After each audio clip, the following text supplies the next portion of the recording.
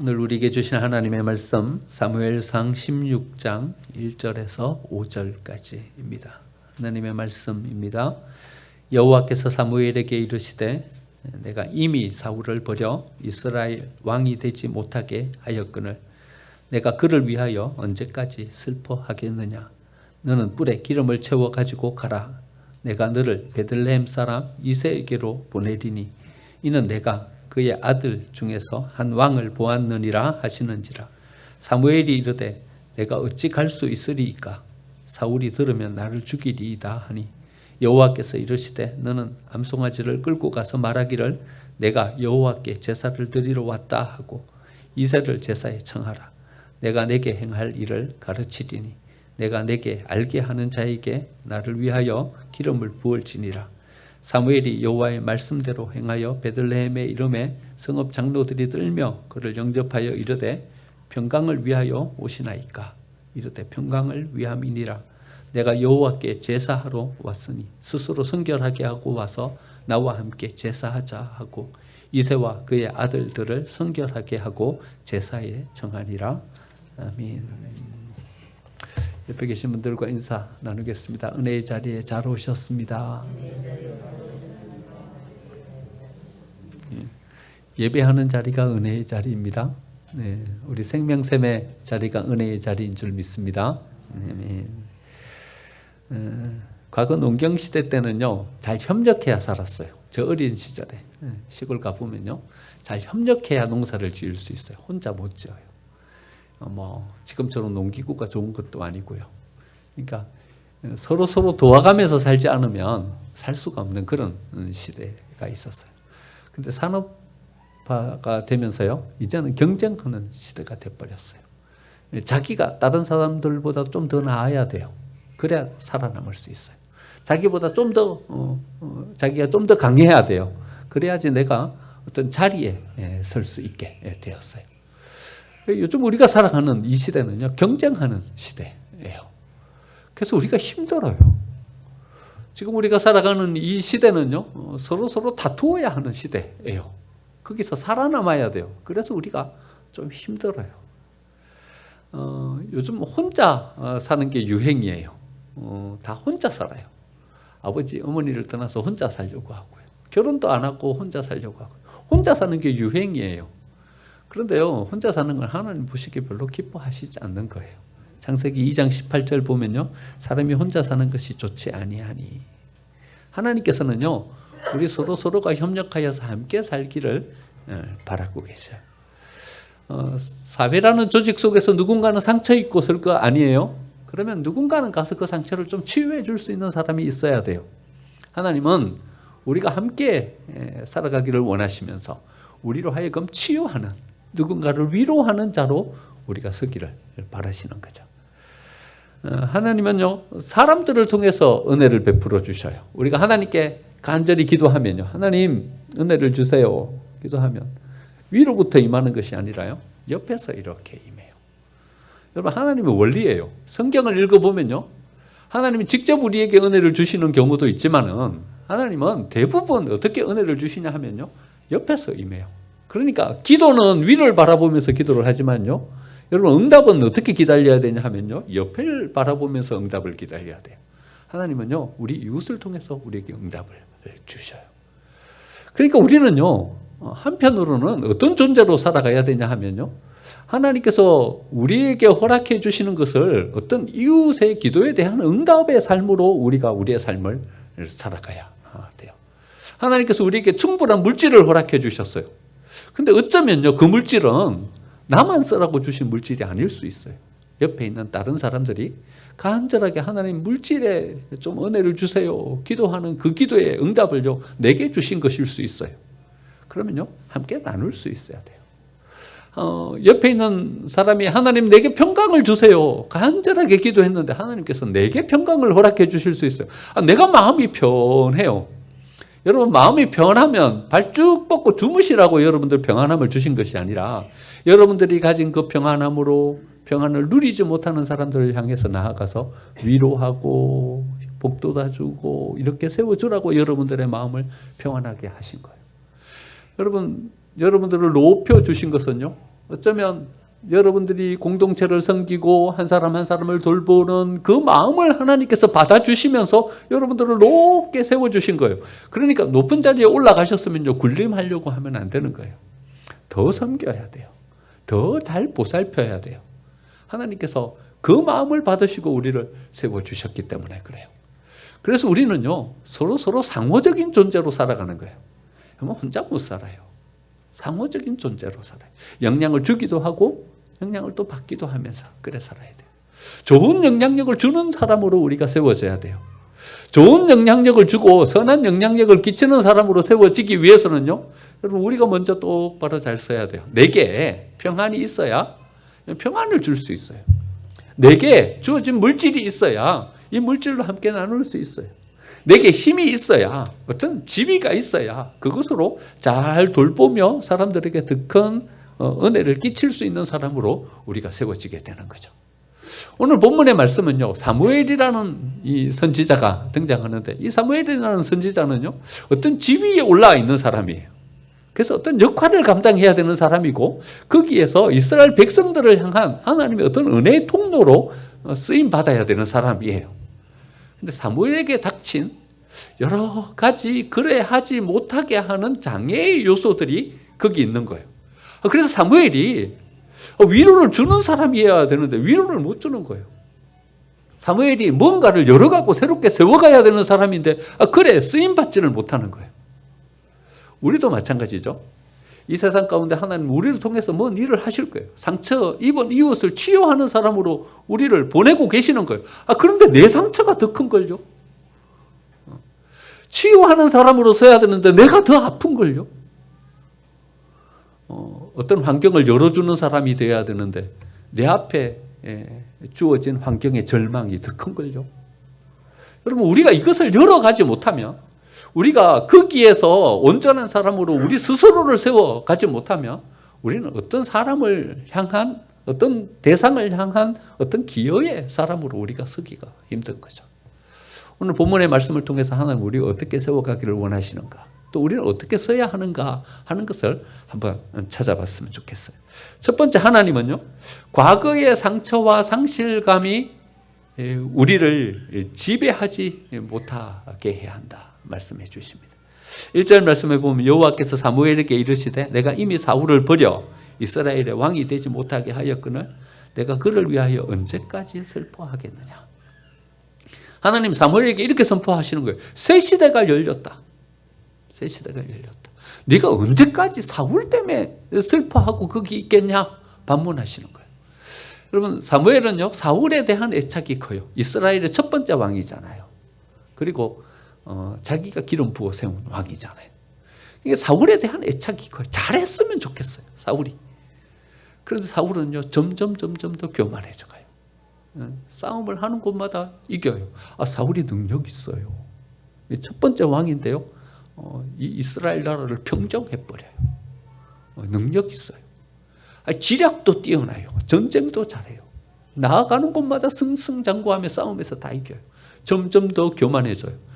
싸움에서 이기고 돌아오면서 하나님 앞에 나가 하나님 감사합니다. 하나님 나로 이기게 해주셨습니다. 하나님을 찬양하는 것이 아니라 자기의 기념비를 세워요.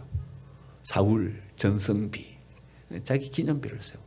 이제는 점점 더 교만해져 갖고 사무엘이 오지도 않은데 자기가 제사 드려버려요.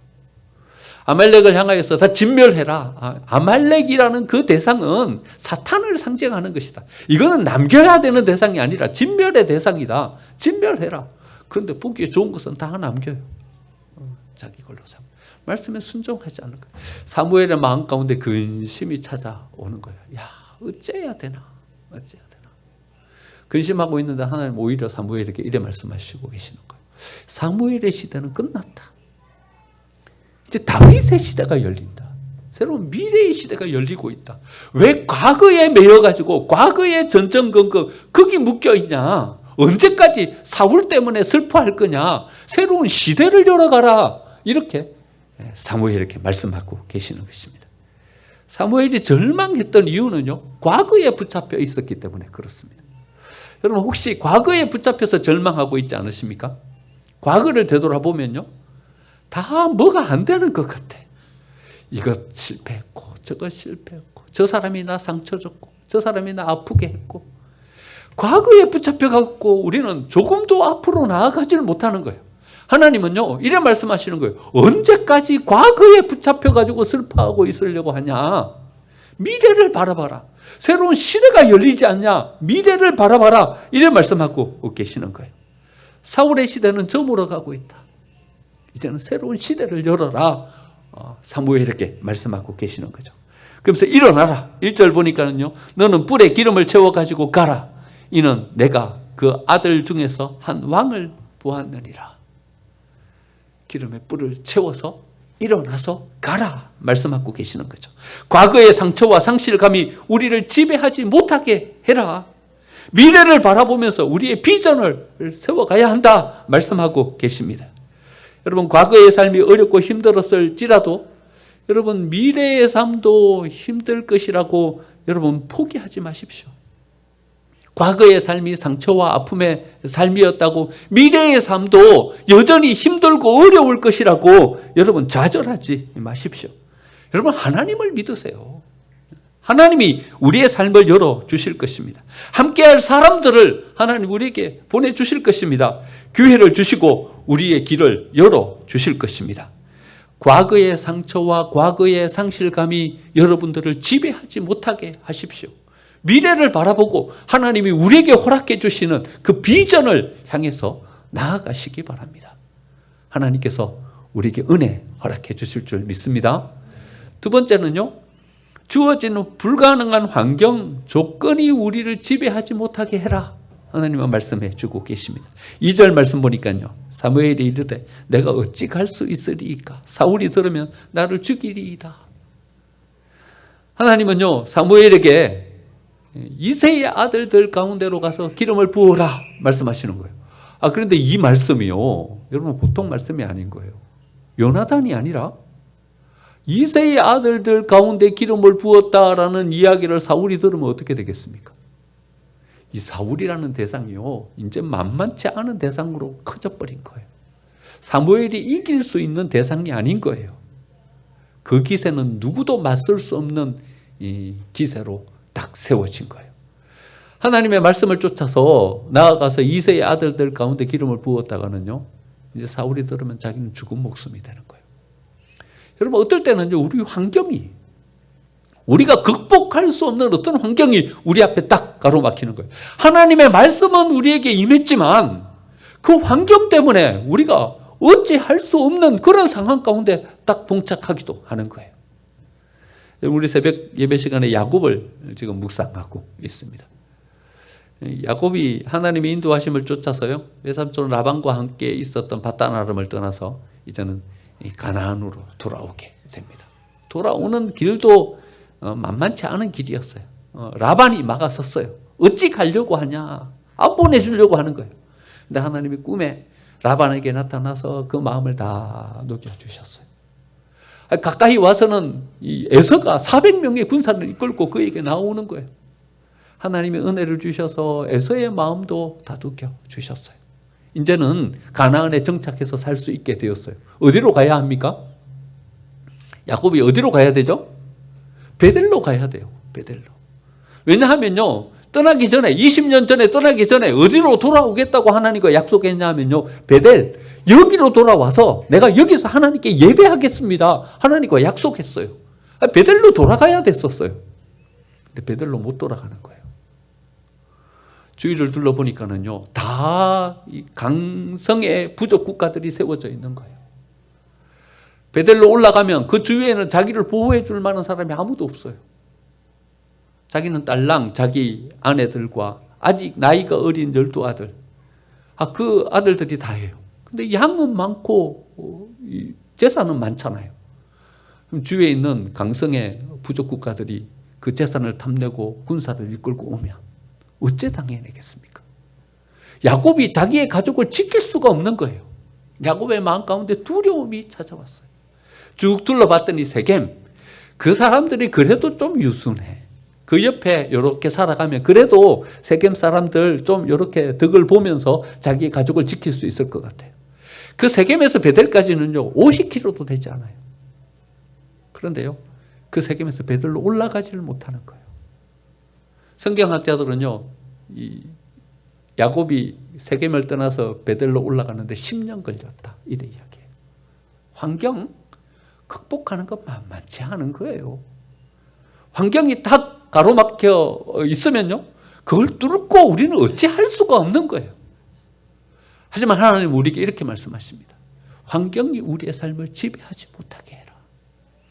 예수님이 이 세상에 오셔서요, 여러분 풍랑을 잔잔케 해주시는 기적을 우리에게 보여주십니다. 여러분, 예수님이 풍랑을 잔잔케 하시는 기적을 우리에게 왜 보여주십니까? 하나님은 우리에게 이렇게 말씀하고 계시는 거예요. 환경이 우리의 삶을 지배하지 못하게 해라. 예수님이 병자들을 고쳐주시는 거예요. 그 당시에 불치병이라 여겼던 나병을 고쳐주시는 거예요. 앞을 보지 못하는 맹인의 눈을 뜨게 해주시는 거예요. 여러분, 예수님이 왜 이 병자들의 병을 고쳐주시는 거예요?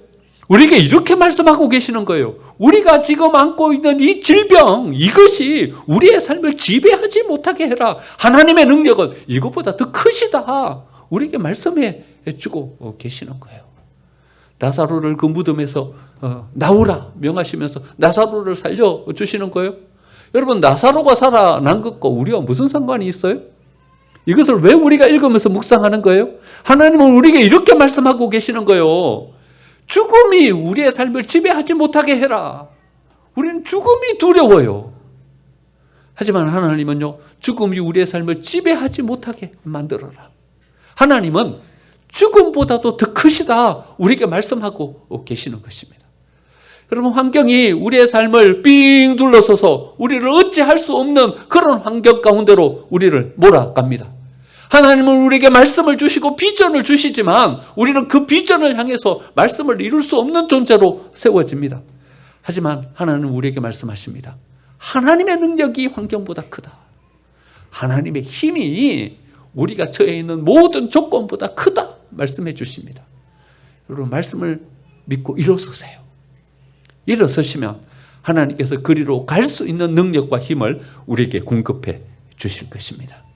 루터는 이런 말을 했어요. 길을 가다가 새가 똥을 넣어가지고 머리에 떨어지는 걸 어떻게 하겠냐. 여러분, 혹시 맞아 보셨습니까? 어느 날 나영이가 와가지고는 발을 뻐럭 내면서 막 뿔이 이만큼 나가지고 왔더라고요.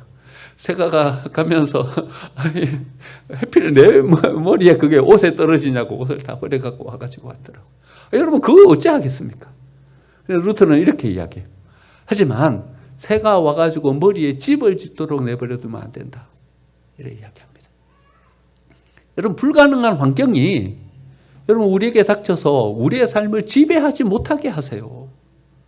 여러분, 부정적인 어떤 환경이 우리의 삶을 지배하지 못하게 하세요. 질병 때문에 꼼짝도 못하게 하십니까? 왜 거기 붙잡혀 계십니까? 그것이 우리의 삶을 지배하지 못하게 하세요. 하나님의 능력이 더 큽니다. 여러분, 여러 가지 어떤 우리가 직면해 있는 조건들이 여러분 우리를 꼼짝 못하게 합니다. 내가 뭘 하려고, 하나님은 나한테 비전도 주시고 말씀도 주시는데 내가 뭘 하려고 해도 이 조건들이 맞질 않습니다. 여러분, 왜 그 조건에 붙잡혀 계십니까? 하나님은 그 조건보다도 더 크십니다. 여러분, 믿으십니까? 하나님이 우리에게 은혜 주시면 이 모든 것들을 극복하고 이길 줄 믿습니다. 여러분, 환경이 우리를 지배하지 못하게 믿음을 가지고 일어서십시오. 세 번째는요, 스스로 나는 불가능하다라고 생각하는 우리의 생각들이 우리를 지배하지 못하게 해야 합니다. 이새에게 다윗은요, 안 불러도 되는 사람이었어요. 사무엘이 내 모든 아들들을 데리고 잔치자리에 와라. 근데 이새가 누구만 데리고 갑니까? 7 아들만 데리고 갑니다. 그리고 다윗에게 뭐라 그러냐면, 야, 너는 가서 양을 돌봐라. 여러분, 사무엘이 이새의 아들을 왜 불렀겠어요? 불른 이유는 그들에게 축복하기 위해서. 아니면 이 사무엘이 어떤 특별한 뭔가를 그 아들들에게 이야기하려고 부른 거예요. 이새의 가슴이 두근두근 했을 거예요. 자기 아들들만 그 제사 자리에 초청을 했으니까 말이죠. 근데 7 아들만 딱 데리고 가는 거예요. 다윗, 너는 가서 저기 가서 양을 돌봐라. 다윗의 마음 한가운데 깊숙이 자리 잡은 상실감이 자리하고 있는 거예요. 나는 8번째 아들이다. 내게는 희망이 없다. 내게 무슨 소망이 있겠냐. 위에 형이 7명인데. 다윗의 마음 가운데 이렇게 상실감이 자리 잡고 있었다는 거죠. 시편 27편 10절에 보면 이렇게 이야기해요. 다윗이 나의 부모는 나를 버렸으나. 여러분 이 말 가운데요. 다윗이 얼마나 좌절과 절망을 경험하고 있었는지를 우리가 읽을 수 있는 거죠. 나의 부모는 나를 버렸으나. 이렇게 이야기합니다. 하지만 여러분 하나님은 그 버림받은 다윗을 선택하십니다. 그를 통해서 하나님의 은혜의 역사를 이루어 가십니다. 여러분 하나님의 선택이 우리의 인생을 바꿉니다. 하나님이 우리에게 나오셔서 우리를 하나님의 아들로 하나님의 딸로 선택해 주시면 그 선택이 우리의 삶을 새롭게 열어가는 것입니다. 여러분 사무엘이 첫 번째 아들 엘리압을 보고서 마음이 혹 갔어요. 얼마나 키가 크고 잘생겼는지요. 왕으로 세우기에 손색이 없는 거예요. 하마터면 엘리압에게 기름을 부을 뻔했어요. 하나님 이래 말씀하시는 거예요. 나의 마음이 그에게 있지 않다. 너는 외모를 보느냐? 나는 그의 중심을 본다. 이세에게 이야기하는 거예요. 야, 7아들, 이 아들밖에 없냐? 아니요, 한 명 더 있는데 걔는 저기 가서 양치고 있습니다. 사무엘이 그를 불러오라고 하는 거예요. 그러면서 이래 이야기하는 거예요. 다윗이 여기 오기 전까지는 내가 음식도 먹지 않겠다. 여러분 사무엘이 어떤 사람입니까? 우리는 그냥 사무엘을 대충 1, 2, 3, 4로 보지만요. 오늘 본문 말씀 보니까는요. 사무엘이 오는 것 자체 벌써 베들레헴 사람들은 두려움에 사로잡혀 있었어요. 그런데 그 사무엘이 다윗이 오기 전까지는 그이가 여기 오기 전까지는 내가 밥을 먹지 않겠다. 이래 말하는 거예요. 하나님이 우리를 선택하시면요. 우리는 소중한 존재로 세워지게 되는 줄 믿습니다. 우리는 의미 있는 존재로 무언가를 이룰 수 있는 존재로 우리는 세움받게 되는 줄 믿습니다. 사탄은요 우리를 향해서 속삭이는 거예요. 너는 형편없는 존재야. 너는 안 돼. 너는 없어도 되는 사람이야. 사탄은 우리에게 이렇게 속삭이며 이야기합니다. 여러분 사탄에게 속지 마십시오. 우리는 없어도 되는 존재가 아니라 하나님이 우리를 선택하셨습니다. 우리는 아무것도 할 수 없는 무가치한 존재가 아니라 우리는 하나님의 아들로 하나님의 딸로 세움받았습니다. 하나님이 우리를 통해서 일하실 겁니다. 여러분 믿으십니까? 하나님께서 우리에게 은혜를 베풀어 주고 계십니다. 하나님께서 우리를 선택하셨다는 것이 얼마나 큰 은혜입니까? 선교사님들이요 조선에 들어와 가지고 쓴 문서를 보고서 깜짝 놀랐어요. 조선 사람들 조선 피플 이렇게 적힌 것을 보고 깜짝 놀랐어요. 조선을 어떻게 표기했냐 하면요. CHOSEN 초선 이렇게 표기했어요. CHOSEN 여러분 뭐 이 정도 단어는 아시죠? 어떤 단어입니까? chosen 선택된 이런 chosen people. 조선 사람들이 어떤 사람인가 하면요. 선택된 백성이에요. chosen people이라는 말이 어디에 나오냐 하면요. 베드로전서 2장 9절요. 너는 택한 백성이요. 택한 백성이요 할 때 요 택한 백성이요. chosen people이에요. 선교사님들이 보고서 야 하나님이 이 땅을 선택하셨구나. 이 사람들은 하나님의 선택된 사람들이구나. 그래서요. 형편없는 삶을 살아가는 그 사람들을 가볍게 보지 않았어요. 왜냐하면요. 하나님이 선택한 사람들이기 때문에요. 그 당시요. 세계 163개국 중에서 우리나라 경제 형편이 어땠냐 하면요. 160위였어요. 얼마나 형편없는 삶을 살아가고 있었는지 이 통계가 우리에게 보여주고 있지 않습니까? 세계의 160위 그런 경제적인 여건을 가지고 살아가고 있는 나라였어요. 근데 하나님이 우리를 선택해 주시니까요. 100년 만에 우리는 세계 10대 경제 강국이 되었어요. 이제 살만해요. 살만해요. 하나님 우리를 선택해 주신 거죠. 하나님 우리에게 은혜를 베풀어 주신 거죠. 우리가 세계 선교를 향해서 나아가고 있어요. 제일 많이 선교사를 파송하는 나라는 미국이에요. 하지만 인구 대비로 하면요. 한국의 선교사가 훨씬 더 많아요. 미국의 선교사들은 대부분 살만한 지역으로 가요. 그들은요. 이 낙후된 동남아시아 이런 데 가서 선교를 못해요. 태국에서요. 다 철수했어요. 못 살아요. 그 사람들이요. 중국 저 3세계 어려운 지역에 가서 선교를 못해요. 못 살아요. 지금 다 누가 가냐 하면요, 한국계 선교사님들이 가세요. 선교하고 있어요. 하나님 우리를 쓰시는 거예요. 선택된 백성인 거예요. 세계 160위 능력을 가지고 있었던 이 나라를 선택하셔서요, 하나님은 가장 크게 사용하시는 거예요. 하나님이 선택하시면 우리는 선택된 백성으로 하나님의 역사를 이룰 수 있는 사람으로 서게 되는 줄 믿습니다. 여러분, 막내 아들이십니까? 희망이 없으십니까? 내 속에 좌절감과 상실감이 사로잡혀서 내가 뭘 할 수 있겠나 싶으십니까? 아닙니다, 여러분. 하나님이 선택하시면 우리는 그 선택된 백성으로 하나님의 은혜의 역사를 이룰 줄 믿습니다. 여러분, 오늘 세 가지 한번 말씀을 나누었는데요, 우리의 삶에 한번 적용해 보시죠. 여러분, 어떻게 적용하시겠습니까? 세 가지. 한번 우리 11월 13일 생명샘 전도주의를 한번 저는 적용해 봤어요. 첫 번째, 전도에 실패했어요. 전도에 해봤는데 안 돼요.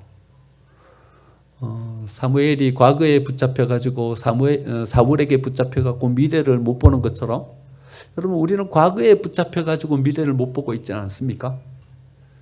전도 안 해. 전도 해봤는데 안 돼요. 나는 전도하는 사람이 아닌 것 같아요. 그래서 전도를 아예 시도도 하고 있지 않지 않습니까?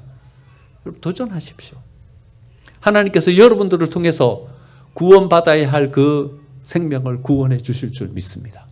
도전하십시오. 두 번째, 상황이 안 됩니까? 상황이 안 됩니까? 이 사람은 절대 교회 나올 사람이 아니야. 내가 일평생 살아봤지만 우리의 남편, 이 사람은 교회 나올 사람이 아니야. 그러면 상황이 안 됩니까? 하나님은 그 상황보다 더 크십니다. 우리 아들, 딸들, 이 사람들은 교회 나올 사람들이 아니야. 이미 내가 여러 번 이야기했는데 교회 안 나와.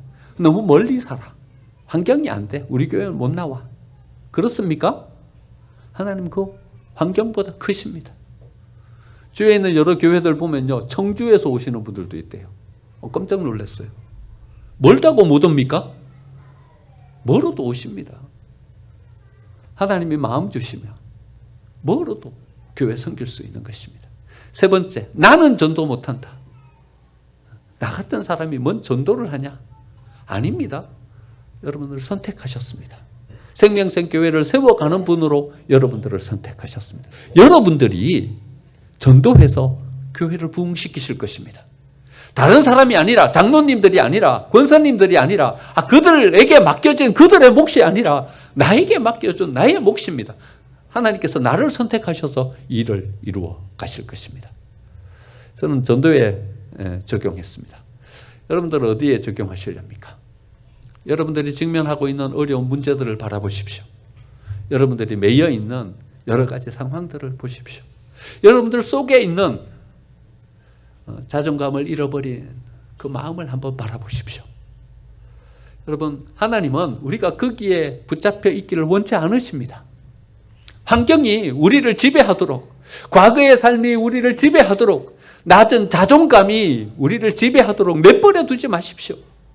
그것으로는 우리를 하나님의 사람으로 세울 수 없습니다.